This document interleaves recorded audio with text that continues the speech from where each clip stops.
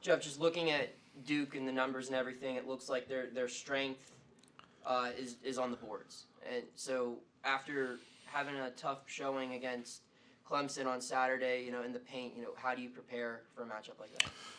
Well, we have to be more physical than we were last game. We have to gang rebound. We have to block out, and we have to fight for position in the paint. We have to play post defense before they get it, and then we have to do a better job of keeping guards out of the paint. Would you say more physical? Is that difficult to do while also trying to stay out of the foul trouble that you guys are in? It is. It is. I've watched them some. They're not as physical as Clemson. They're big, but they're not as physical. Young is. He's an older guy. So, again, Clemson's the most physical team we've played all year. Jeff, you talked a lot about this season about communication. Does the noise factor at Cameron Indoor make things a lot more difficult when it comes to communicating in a game like this? It will. Their team will. They're talented. They're good. But certainly that is a factor. Playing in a hostile environment, it'll be loud in there. It'll be an energetic crowd. I'm pretty sure their students are back. It may be the first game that they're back with school back in session. So yeah, it'll be loud. So it's very, very important for us to communicate. In a way, do you anticipate this being like the most hostile environment you've played in so far this year? I don't know. I mean, it's a great home court. I thought Syracuse was tough, especially as they started making the run. I thought it was loud. It's bigger. That one's, Cameron is smaller, and they're right on top of you. Um, so it probably will be so far. Jeff, some of the things that kind of the staples of Duke basketball defense, togetherness, toughness, the things that I guess that you've tried to instill here at Pitt, you're going to probably see some of those same things in this Duke program. How much do you feel like that's a matchup that these teams could be similar in terms of the mentality? Well, I think, there probably are some similarities. Some of the terminology is probably the same. Um, John and I both played for Coach. So the things that, we were taught that were instilled in us, they're things that I think we probably both, really believe in. The way a game should be played and a team should be. He had a lot of success as a player there. I had some success there as a player. We both worked there. And so, there will be some similarities, but there'll also be some differences. John has done a good job of putting his imprint on the program in the first year. Very difficult task, but you could see it. And I'd like to think that I've, done some things, my way as well here and in other places I've been. Jeff, after the Virginia game, Tony was in here talking, and he said, "Look, I'm happy for Jeff, and I don't know his guys that well," which I thought was sort of telling. I think your starting five that night had 88 starts combined at Pitt. He has Clark, who was making 120. I know that's with the portal, it's the nature of team building these days. You got to kind of, how have you been able to get this group to kind of do this so quickly? I guess, for lack of a better I phrase. mean, I think I give all the credit to them. I mean, they've just come together. We didn't get together as a group, as a team, excuse me, until the start of the fall semester. We're normally together in July, but we had several guys that were not here for different reasons. And so the first time we were all together was the end of August. And so that's something that I worried about. But once we got together, it was pretty obvious, like right away, that the pieces fit. And I think with having some older guys and them having a maturity about them and being all about winning, I think that helps. When you go through some adversity or things, like we went through earlier, that helps. It can either make you or break you, and I think it's helped us become closer. I think it helped us to understand how much we need each other. And our guys have done a good job of continuing to grow in that manner throughout this part of the season. You mentioned the maturity. There's been a couple times during your tenure. I remember very specifically after you guys beat Duke a couple years ago. Justin said, "We're back" or whatever. But you have a lot of guys that have been around and played a lot of ball. Does that give you comfort or optimism that sort of the second half struggles that have popped up during when you've had these early conference play highs, or maybe you might be able to navigate them a little better? Doesn't give me comfort. I'm not comfortable. I am optimistic. I'm hopeful that all of us can learn from the past. The guys. We don't have anyone that was on that team 2 years ago that you're talking about. We were 4-1. Um, but all of us have different experiences. Whether it's Greg from Marquette, Nelly at Colgate, Blake's experiences at Ole Miss and at Iowa State. Um, we all have experience. JB at Texas Tech and at Wichita, good and bad. They've told me some stuff. Teams that they've been a part of that they've experienced and that they learned. And so the thing we talked about is bring all those experiences with us, good and bad, and let's learn from them and let's try not to let that happen here. Jeff, is there any update on John at Nope. all? Nope. So, with his situation continuing to go the way it is there an urgency on either end to try to get him back on the court, or is this the focus on fixing the issue at hand, whatever it is? The focus is fixing, making sure he's okay, making sure he's good, physically, mentally, and in a space with, that he can play and help us. And this isn't injury related? No. Is there a chance we won't see him back for the rest of the year? I don't know. Coach Shire said today that he doesn't expect Jeremy Roach to play for them on Wednesday. What do they lose? What does he bring that they won't have, I guess? Well, he's he's a guy that played a lot, so it's experience. He's played in big games and big moments. He's a really good player. But they have other really good players, talented players. They were able to go on the road and win at Boston College, which is hard. It's hard to win on the road in this league, and they did that. Other guys stepped up, but Jeremy's a talented young guy. Obviously, he has experience and has played in big moments. He's got to play in the Final Four, started in the Final Four, for goodness sake. So he's a good player. What about Kyle Filipowski? Obviously a freshman, but he's a unique player. Categorized as a big at forward, but he's got guard-like skills. What does he bring to the Yeah, table? really talented, great size, great energy, plays with great spirit, competitive. It seems like watching him on tape. I saw him a lot in high school. I should say in AAU. Have some familiarity with this game, but he's certainly gotten better since that summer on the circuit. He can drive it, he can get it off the glass and push it. He's skilled. He can step out and make a shot. He can post. He's a very unique player and a really talented young guy, and has gotten off to a good start for them. Jeff, what does JB mean to this team? Means a lot. I mean, he does a lot for us. He's older, leadership, toughness, physicality, intelligence, experienced, leadership. All of those things. He's done a really good job of really in all those buckets for us. Is there a calmness or even keeledness about him that you hope rubs off on guys? Yeah, there's a maturity with him. I mean, he's a man, and he's experienced a lot. He's been through a lot, and he has a a quiet belief in himself. And he has a really calm and stoic, but competitive demeanor. And he's a guy that's about the right stuff. Jeff, one of your colleagues, one of your colleagues said that you took some guts to jump for this job when you did. We're given the state of where Pitt was. How much, when you go back to Cameron, do you kind of, especially the way the state of the program is right now, given what you've experienced here the last few years, how much do you feel like you made the right move and you going back to where you started, kind of can maybe give you a reminder, like, okay, we're where we want to be, or we're on the path to where we want to be?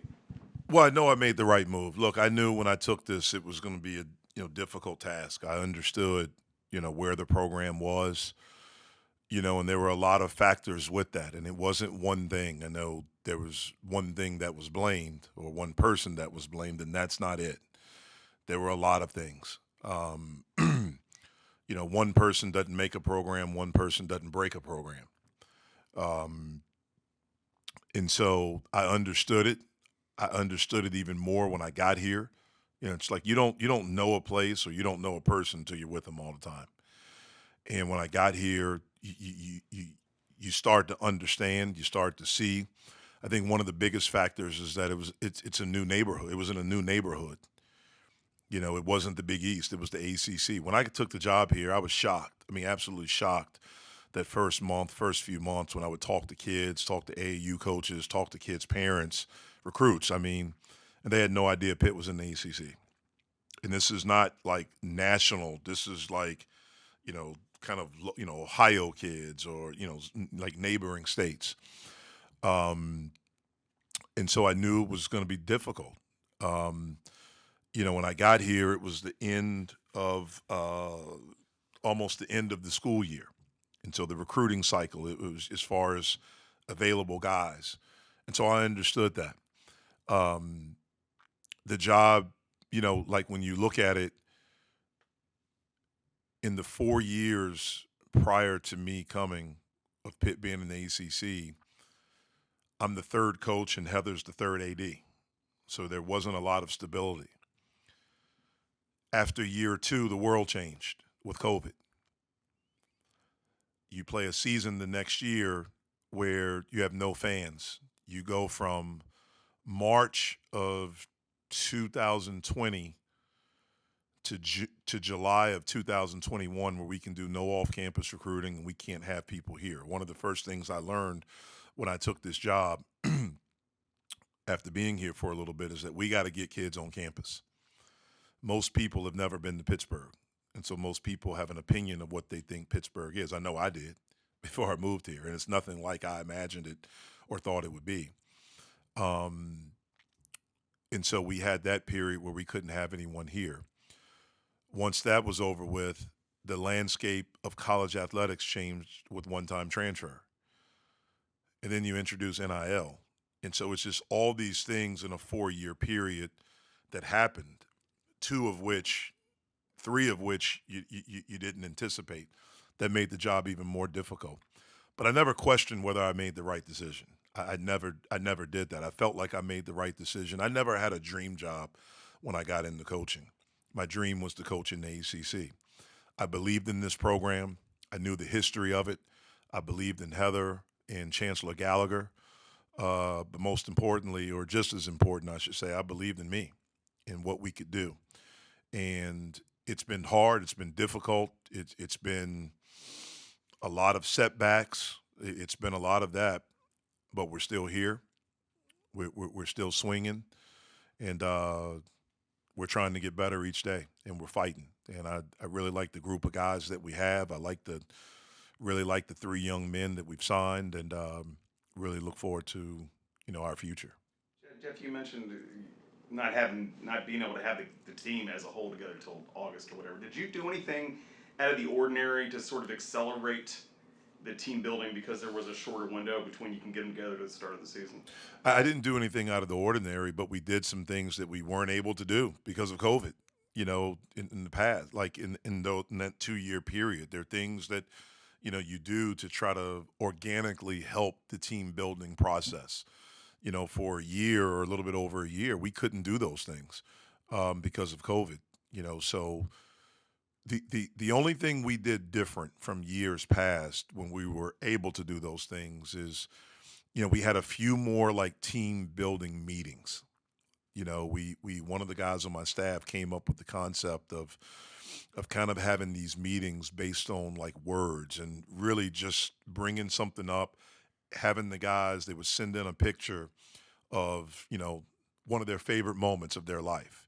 And then we'd all get together and the picture would flash up on the screen. And then the guy would get up, 2-3 minutes and talk about that moment. And so it was a way for us to get to know each other, them to get to know, to see someone besides just as a teammate or a basketball player. That's really it. I mean, we took a trip to D.C., but we did that my first year. We did another trip somewhere, I think my second year. The last 2 years, we weren't able to do anything because of COVID. And so that's really it. Given the nature, because of the portal, because there's so much movement, is that stuff even maybe more vital to try to get guys to play for each other? Yeah, I mean that's all we've talked about. Now we've talked about it in the past too, but it seems to have resonated with this group of guys. And we've done that. I mean, we've done that. You know, we got punched in the mouth early, and we lost those 3 games in a row, but we never wavered. We kept fighting, we stuck together, and we've gotten better. Um, you know, we need to respond to a loss now. You know, the last time we had a loss was Vanderbilt, and we responded. Hopefully, we get off the mat this time, and certainly the opponent is different. Where it won't be at home. It's no disrespect to, you know, the opponent we played after Vanderbilt, and I wish them luck. But this is different. We're going to play at Duke. You know, one of the most tradition-laden programs and best programs in college athletics, and so it's a big-time opportunity for us. When you have 3 days to, so to speak, stew over a loss, how do you transition into next prep? Is it immediately forget about it? Is it kind of take the time to learn from that loss? How do you go about in that process? Well, what we do as a team, we were off yesterday because you got to, per NCAA rules, you give a day off. And then we got back together today, and what we always do, we give feedback from the last game, and we talk about it. We see some good that we did. We talk about what we can get better with, some teaching points. And then once that's over with, we flush it. It's over with. And then we move on. We move on with our preparation for the next game. And so that's what we did. Duke is one of the better rebounding teams in the ACC. I think they lead in offensive rebounds. When it comes to the style and preparing for a team like that can crash the glass, is there a challenge to maybe adjusting your own style, maybe some of what the players might be able to do in their own tendencies in order to combat that? No, we're going to be us. Now we got to rebound. I mean, we have to do that. We have to block out. They have 2 guys, Filipowski and Young, I think, have 90 offensive rebounds between both of them. That's a lot. But the other, Mitchell, Lively, they're big, they're long, they're athletic. And so we have to, do a good job with being physical and blocking out. Then we have to gain rebound. Like we can't, our guards are going to have to stick their nose in there and get some rebounds. Jeff, when you talk about flushing a loss, do you think having a mature group helps that? I hope so. I mean, I hope so. I hope so. Would you say maturity is the biggest difference between this group and ones you've had in the past? I know you don't like looking and comparing too much, but this has to be your most mature group you've had here. Yeah, right? it is. It's definitely the most mature. We're older. I think we have more depth, more quality depth, than we've had in the past, but definitely maturity. You mentioned the 2023 class that you guys brought in for the future. They all got to come to the game this weekend at Clemson. What was that like for you to see them all in the building for a Pitt basketball game for the first time? It was great. It was awesome. I mean, for them to, especially for them to be here with a crowd like that and the energy back in the building, it was awesome to have them. Got to spend some time with them and their families after the game and talk to them. I think it was really good for them to see, like in person, like how physical this league is, and to see how hard you have to play. And all 3 of those young guys are talented, and I think they have big upside, and I think they have a chance to be really, really good players. But they have to understand it's a process, and I don't think any of the 3 are afraid of the process. I think they look forward to it and look forward to the work that it's going to take to become the players that we know they want to be. Jeff, you mentioned that you never had a dream job, but you and John were both assistants under Kay, and there were a lot of speculation as he neared retirement, who would be the guy that would succeed him. And, Chris Collins and Woj and Hurley, all these guys that were head coaches. How much did your belief in yourself allow you to step outside and say, I'm going to go pursue the Pitt job, as opposed to waiting to see if you'd be the next Duke coach? I mean, how much of that was, what you said about you believing in yourself, that you're like, hey, I'm going to go and pursue this job and not waiting for somebody to tell me when I'm ready or whatever? I never had thoughts of being the next Duke coach. When I was there, I never thought about it. I mean, I tried to be the best assistant coach I could for Coach and for the program. I understood my role. I was never caught up in titles. I remember when Coach asked me to come back there, and he said, Wojo and Chris are the both associate head coach. I can't name you that. And I was like, look, I don't care. We're all assistant coaches. Like, it doesn't matter to me. I don't know if that was because I'd already been a head coach for 9 years, but I've never been caught up in that. And when I was there, I never had visions. I never thought once about being the next coach there. I tried to be the best assistant coach I could for him and for the program and for the guys in the program. I tried to serve them. I had opportunities during the 7 years I was there, you know, at different places, and I looked. I mean, there were a couple that I actually talked to, interviewed for. There were three in particular that I, kind of got down the road with, but just in the end, I didn't feel like it was right for me and my family. And all three of them, coach was involved with them. I mean, he was someone that I leaned on and I talked to about it. Um, it had just, when this opportunity presented itself, it was different because it was the ACC. That was the difference. It was the ACC. It's I'd always dreamed about coaching in this league, and I understood after being in this profession that it was never going to happen at a traditional ACC school because I was a Duke guy. So it wasn't going to happen at the teams that were always, the Virginia, all those. It wasn't going to happen. Virginia, Wake, NC State, all those schools. Certainly not Carolina, but any of those schools. So I understood that. And so when this job opened and they called and they, came after me, that was the attraction. And then the more I learned about it, I felt like this was the opportunity. Yeah, can I follow up on that? Because you mentioned about you didn't, what Pitt was versus what you thought it was. Can you give us an idea of what perception versus reality was when you got here? Well, I mean, what I mean by that is I had been here as a visiting coach.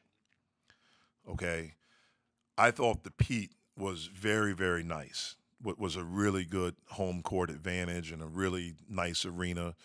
It actually had probably one of the best visiting locker rooms in the ACC. So I just anticipated and thought that all the other stuff would be like that. What I mean, I called it the underbelly when I got here. So the players' locker room and lounge, a film room. I mean, just all of those things. The practice gym. I'd never seen any of that stuff. And when I had the press conference and I walked around and I saw those things, they were not up to par of what it takes in this league. I mean, they just weren't. Um, there was a locker room, and I guess you'd call it a player lounge. We didn't have a film room. The practice facility. It was just I called it like an auxiliary gym. It was just a gym. The lead up to it was not good. Like the walk as you're walking up to it, it was not appealing to the eye. Um, it just didn't have those things.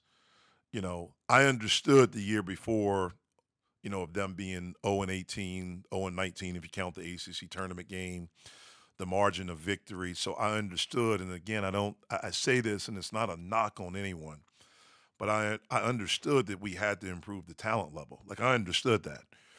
I didn't know that being in a new neighborhood, like I didn't know the effect of that. I didn't realize that it had been three coaches in 4 years. I was the third coach in 4 years, or Heather was the third athletic director. So I didn't realize like that instability. I didn't realize how important it would be to be able to get people on campus because of the perception that probably people had of Pittsburgh. Whether right or wrong, that's the reality of it. I would say about 98% of the kids we've brought in for visits since I've been here, at some point during the official visit, the kid and or their parents say, this is nothing like I thought it would be. And they're not talking just about the university, they're talking about the city because it's a really, really cool city. And I love being able to show people around. But you don't know that, unless you're here. That's what I thought. That's exactly what I thought. And it's nothing like that. And so that's what I mean, just like you know, I knew the basketball program. I knew the old Big East days. I knew DeJuan Blairs and the Carl Krausers and the Brandon Knights and the, like that crew. Like I knew that. I knew the Charles Smiths in the 80s. And like I knew that. I knew I knew that every year when you'd get, whether it was the Street and Smith magazine or ESPN used to do a magazine with college basketball, or when Sports Illustrated used to do it, and all these things, there would be a thing in there of like the top home courts. This was one of them. The top student sections. This was always in the top 5 in both. Like I knew that. So I knew the history and the tradition and the championships, and this was one of the hardest places to play, and teams didn't really come in here and win, and I knew all of that. So that's what appealed to me because I knew it was there. So I thought we could get like it could, if it's been there, you can get it back. I didn't fully grasp how difficult that was. And then especially, and again, it's not an excuse, it's an explanation. When you throw those other things in of a global pandemic, name, image, and likeness, one-time transfer, all within a 3-year period. That makes things a little bit more difficult. Jeff, you mentioned some of the blue bloods when you were talking about, I know I couldn't get a job here, I couldn't get a job there because I'm a Duke guy. When you look at the standings right now, I understand it's January 9th. I understand that. But it's Clemson, it's you guys, it's a couple other, it's non-traditional, at least in terms of being in the ACC powers. Is that, I mean, it seems like the league's not as top-heavy maybe as it maybe typically is. Is that something that the coaches view as well, that maybe it's a little more wide open than it has been? I just think it's the nature of college basketball now. I think the landscape of college basketball, I know college athletics, but college basketball it's changed. There's a lot more parity than it used to be. You got some teams that are older. You have some older guys. You have some teams that have been able to go out in the portal and get some guys that have been able to come in and really help them and things like that. Some of these quote unquote blue blood programs, they're still relying on freshmen and talented freshmen, but if you can get old and have some experience, that's a little bit different. I don't, unless you're Zion or RJ Barrett or Paolo or whatever, an 18-year-old and a 22-year-old, like that's a big difference.